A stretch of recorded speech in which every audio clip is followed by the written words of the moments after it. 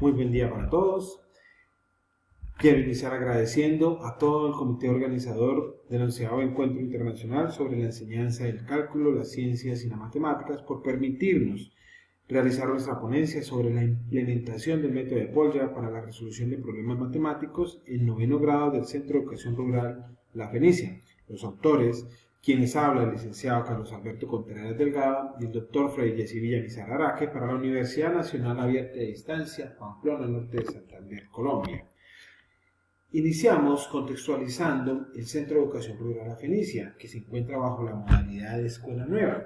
El Centro de Educación Rural La Fenicia cuenta con internet y cuenta con algunos medios tecnológicos un poco limitados, pero los posee la escuela. Además, tiene su postprimaria que va de sexto a noveno y presenta las pruebas Saber 9, que son aquellas que están establecidas por el Ministerio de Educación Nacional y que busca evaluar los estándares básicos de aprendizaje en las matemáticas. Entonces, iniciamos realizando algunas observaciones a la práctica educativa que se realizaba dentro del contexto.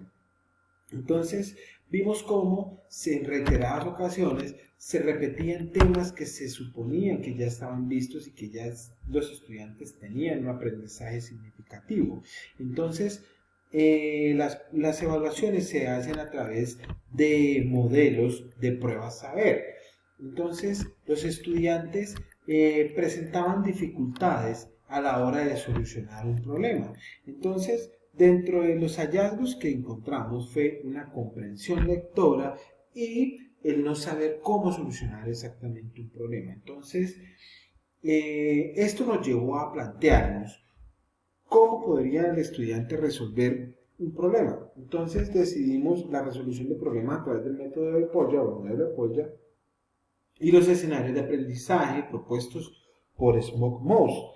Bien, todo esto apoyado a través de una herramienta tecnológica que permitiera una mejor interacción con el estudiante. La prueba Saber 9 es una prueba en la cual busca que a través de un enunciado, que es una situación problema, que es un contexto, que puede ser una gráfica, que puede ser una tabla, el estudiante identifique y formule todo aquello que le están pidiendo y que a su vez dé una respuesta. Esta respuesta está marcada dentro de múltiples, pero que solamente una es la correcta. Entonces, lo que busca es la significación en el aprendizaje y cómo ha logrado construir. Y es decir, el estudiante se le exige simbolizar, formular, cuantificar, validar, representar y generalizar. Entonces, empiezan a aparecer algunas competencias como la comunicación, la representación y la modelación, es decir, la capacidad de expresar las ideas, de describir relaciones, el razonamiento y la argumentación, cómo y por qué llegar a una conclusión, y el planteamiento y la resolución de problemas. Esto sumado con los pensamientos numérico, variacional, geométrico, métrico y aleatorio, nos dan como resultados una evaluación en la calidad no solamente del estudiante, sino a todo el proceso de enseñanza-aprendizaje. Nosotros aplicamos una prueba compuesta por 25 preguntas para un tiempo de 55 minutos, tal como lo establece la prueba Saber 9, que encontramos que la mayoría de los estudiantes no resolvían la prueba completa. Les dimos una hoja adicional para que ellos resolvieran los ejercicios y para que hallaran la respuesta. ¿Qué encontramos en la hoja adicional? Operaciones incompletas, uso incorrecto de cantidades, no había conversión de unidades, no había coherencia con los resultados que estaban en las hojas y los resultados que ellos marcaban. Entonces esto nos llevó a preguntarnos cómo podríamos nosotros generar recursos didácticos para promover una ruta en la resolución de problemas.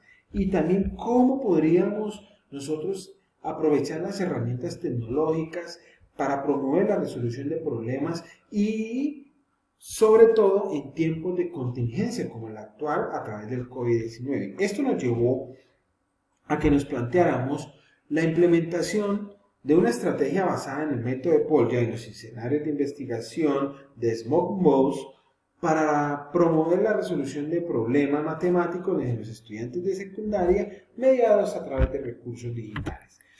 Lo primero que hicimos fue una prueba de caracterización de los estilos de aprendizaje.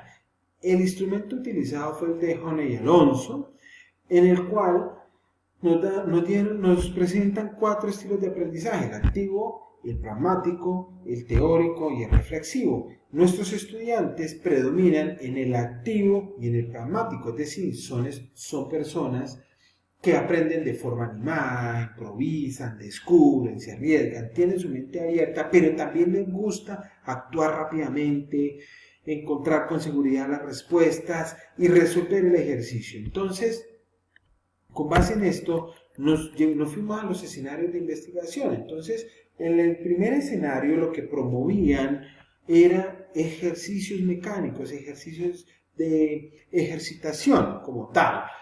Después, en el escenario 2 planteamos estos mismos ejercicios, pero ¿qué pasaría si? En el tercer escenario hicimos una combinación entre realidades y datos supuestos. El cuarto escenario, la formulación de ejercicios donde el estudiante explorara y explicara. El quinto escenario, llevamos datos reales, estadísticas, comparaciones. Y por último, en el escenario número 6, problemas matemáticos enfocados a su cotidianidad. Entonces, todo esto que promovía un trabajo investigativo, un trabajo dentro del aula y un trabajo de indagación. Después introdujimos el método de Polya para generar en ellos heurísticas para resolver problemas matemáticos siguiendo los 4 pasos: comprender un problema, diseñar un plan, ejecutar un plan y tener una visión retrospectiva. Después nos apoyamos en 2 herramientas digitales. La primera y la principal fue el Emaze, que es una herramienta tecnológica que permite hacer presentaciones, sitios web, tarjetas, blog y álbumes de fotos, y que a su vez fue interactivo con el GeoGebra. Entonces, estas fueron nuestras herramientas tecnológicas y que las plasmamos a través de la secuencia de los temas que se iban a desarrollar en la unidad, que en su caso fue la función lineal afín. Entonces, para poder plantear esto, decidimos dividir en 2 sesiones de clase. La primera sesión era la función lineal y la segunda sesión fue la recta y la pendiente de una recta. Esto nos llevó que dentro de las sesiones de clase el estudiante pudiera introducir cada uno de los temas. Entonces, en la presentación de la sesión de clase se le dijo al estudiante qué era lo que se quería lograr y cómo a través de los conocimientos previos, la resolución de problemas, la función y la función lineal, iba a llegar a los escenarios de aprendizaje a poder resolver cada uno. Entonces, en los conocimientos previos hicimos un repaso de unas expresiones algebraicas, la importancia de las parejas ordenadas y el plano cartesiano, e hicimos una interacción entre el GeoGebra y el Emaze para que el estudiante pudiese tomar un punto cualquiera y colocarlo dentro del GeoGebra, y que también pudiese mover unos puntos. Entonces, para esto planteamos algunos ejemplos y planteamos algunos ejercicios para que él pudiera resolver. Después introdujimos el tema de la resolución de aprendizajes, de la resolución de problemas, donde le hicimos énfasis al estudiante en la importancia de comprender el problema, de trazar el plan, de ejecutarlo y de examinar la solución. Entonces, algunos de los ejemplos nos permitían de que el estudiante con sus propias palabras o a través de un dibujo diera solución a algunos problemas. Una vez terminado esto, introdujimos el tema de función. Explicamos qué es una función, cuál es la importancia, los elementos de una función, el dominio, el codominio y las variables de una función, que son las dependientes y las independientes. Dimos unos ejemplos y los resolvimos a través del método de Polya.